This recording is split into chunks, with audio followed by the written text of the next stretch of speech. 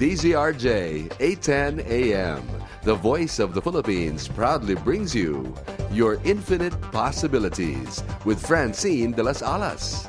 Cultivate your happiness from within and create the life you want. And now, here's your host, Francine de las Alas. Hello, it's a happy Monday for everyone, and I'm taking over up until 3:30 for in behalf of Nicole at 3:30. Please get well soon, my friend. You know, she is the wind beneath my wings today. For today, I woke up with sort of like actually part of my afternoon sort of like had a low self-esteem issue, and I had to ask her, can I wear heels today with a dress that probably will not match my shoes?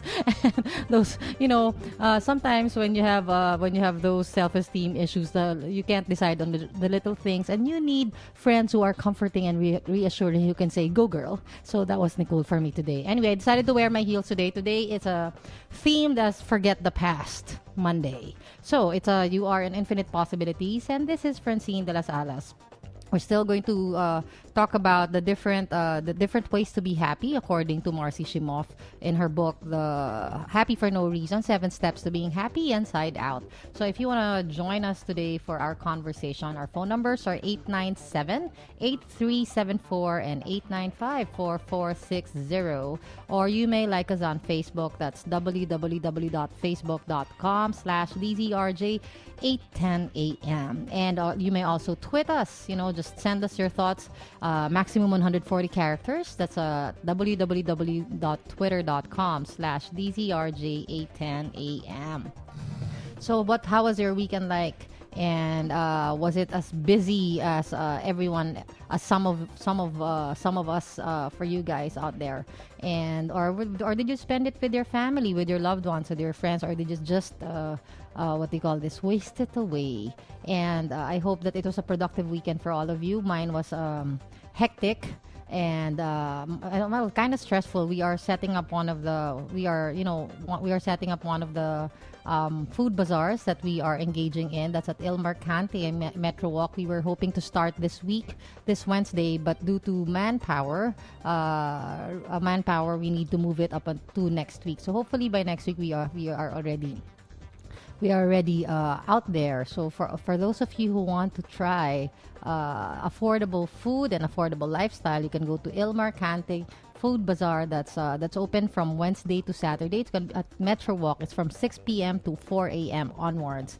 So it's gonna be It's gonna be the succeeding months will be sleepless nights for me. But if you want to see me and bond with me, or if you just want to hang out and talk about many different things under the sun, you can find me there at Il Mercante Metro Walk from Wednesday to Saturday. I don't have a name for the booth yet, but by next week I'll be announcing it. Anyway, so last week we were talking about Marcy Shimoff's Happy for No Reason, and she was talking. I left you off with 3 happiness robbers, and briefly she said that the ones that we are commonly used to, the ones that take out our happiness, are us being complainers and blamers, or feeling shame. And feeling shame is actually one of the things that we hardly recognize when we are going through rough times. And but when you feel that one of the things that you can do when you feel when you feel like everything was your fault, or that you contributed to aggravating the situation for yourself, that's already an indicator that you are ashamed of participating in your own downtime. So when you reach that point, as I said the last time, it's time to learn how to forgive yourself. We're only human, as they say, and we tend to either immerse ourselves or throw ourselves at situations without really thinking of the repercussions on our end. And sometimes we just do that out of genuineness. But the best part of that is that even if we do, it's also when you reach that point when you have forgiven yourself, it's also nice to think that if you can recognize it, it's also nice to think that you put up a good fight, whatever that is, whether it is your career or your career, or your calling, or direction, or whether it's your endeavors for bringing in more income, business endeavors, we always, as much as possible, especially if we have invested in it as much as possible, we try so hard to get the best out of it, or to bring our best into that situation. But sometimes if it's not anymore working in our favor, it's sometimes time to let go. And when you find yourself feeling stupid for making all those decisions, or feeling dumb, when you find yourself getting angry at yourself for not heeding your friend's advice or whatever, that when you reach that point, try to see what part of you that needs to be forgiven. So those are the three happiness robbers. And so she said that, how do we nab the happiness robbers? And she was also talking about that. And she said that one of the things that the habit that we have inculcated is the habit of feeling like a victim. It can be very subtle and deeply ingrained. That's true. As I said, sometimes you need to be very intelligent and to be very introspective to keep taking down, to keep observing. By June, to keep observing observing your habits, your thoughts, your feelings, and your actions. You need to always remember to always take note of what it is that you have done in order for you to take yourself to ground zero. And being a victim can be a tiring and a tiring experience. It can make you emotionally bankrupt. Like in my particular case, sometimes I actually after that the event 3 months ago, I find myself unable, sometimes having panic attacks, and unable to. I'm sometimes paralyzed by an unknown fear, and sometimes. And it's because of the thoughts that are coming into my the thoughts that I'm entertaining. And if you're finding yourself in that situation, take note of that. It's very important that you know that you are not actually a victim. That a lot of the things a lot of the remaining things that may be affecting you are often born out of what you are, the thoughts or whatever, the dialogue that you are telling yourself over and over and over again. And one of the things that I have learned is that when you find yourself already thinking of thoughts that were not previously there during the time that you were your healthy self, you have to stop, guys. You have to stop when you're there already, because any situation or any person that brings you to a point where you start questioning yourself, your self-worth, and your value, that means that is an unhealthy situation for you, that is an unhealthy person for you. And it's time to perhaps end it, or move on to the next phase in your life, or redirect your life to towards worthier goals. And I wouldn't be talking about this if it's not something that I can vouch for.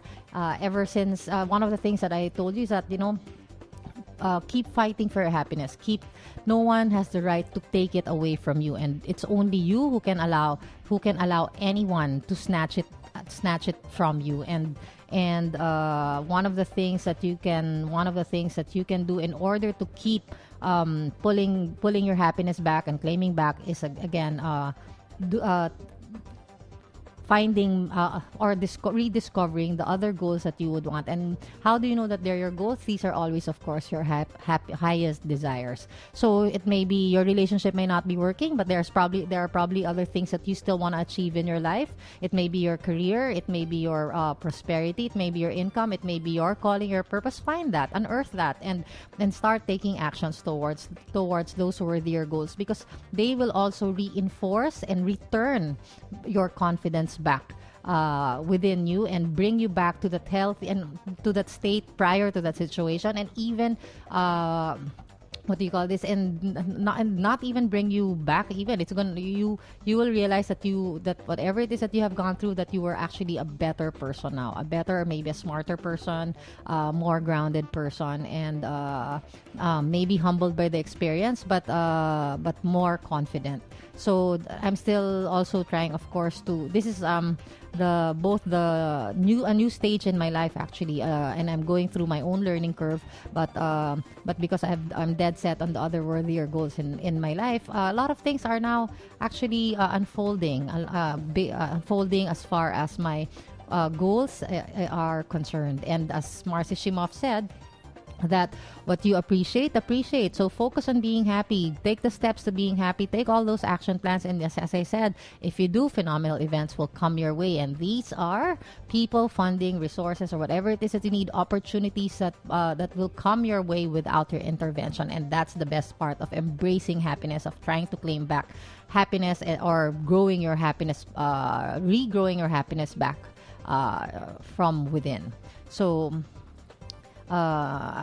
going back to Marcy, she said that the habit of feeling like a victim can be very subtle and deeply ingrained, and she first became aware of people's victims patterns in her days as a corporate trainer. And she used to teach classes on the importance of taking personal responsibility. And at the beginning of her class, she was sharing that she'd ask everyone if they'd agree to come back from their breaks on time. And of course, all of them would say yes. But again, you know what happens? A lot of people say yes, I'm gonna be there, or I'm showing up, but at the last minute, they don't usually show up, or they in this particular case, of course, these people were late. But her condition was whoever was late would have to stand in front of the class and sing their high school fight song, or a song that Marcy Shimoff chose if they couldn't remember back their old alma mater days. And you know what? According to her, that she said she can't tell you how many successful hotshot Fortune 500 executives were late and made excuses, blamed others, or complained about their agreement. So she found it amazing to see how hard it was for people to take responsibility, even in small ways. And this is also, as a corporate trainer, it's not just being on time. A lot of people complain about their situations in their lives, and like I have this particular example of there's this friend of mine who works for Starbucks, and she said, and he actually shared his story, shared his what do you call this, his dream, or his plan of going back to school, or making, earning bigger salary, moving to another company, or maybe setting up a business. And he just started talking about that. And and the minute that I started asking him when does he want to start, he had all these excuses, started, all his inadequacies as far as time, finances, whatever, all came up. And these are, of course, all excuses. And he's not, and it's not only it doesn't only occur with people who didn't reach college, or people who are successful. As you can see, even these top 500 executives these executives from the top 500 Fortune mags also made excuses. And see, when it comes to committing to your goal, the first thing that it will ask of you is to show up. So there, and typically, as Marcy also experienced, people are more used to complaining, blaming, and making excuses. So as far as your happiness is concerned, what are you doing? What steps are you taking in order to be happy? Is it part of your goal? Is it part of your daily regimen? Is it directed, or do you just take the time, or do you just wait for fleeting joys to happen in your life? And if that's the case, now we all know why there's no 24/7 genuine happiness that's residing in you guys, or in each one of us. Because as I said, if you're not taking to that goal, then your happiness will always be fleeting. Your life will always be either in ground zero, or it will always be going around in circles. You'll always be in square one. Anyway, so if you want to join our conversation about being happy, our phone numbers are 897-8374 or 895-4460. We just need to go on a break. I'll be right back with you shortly.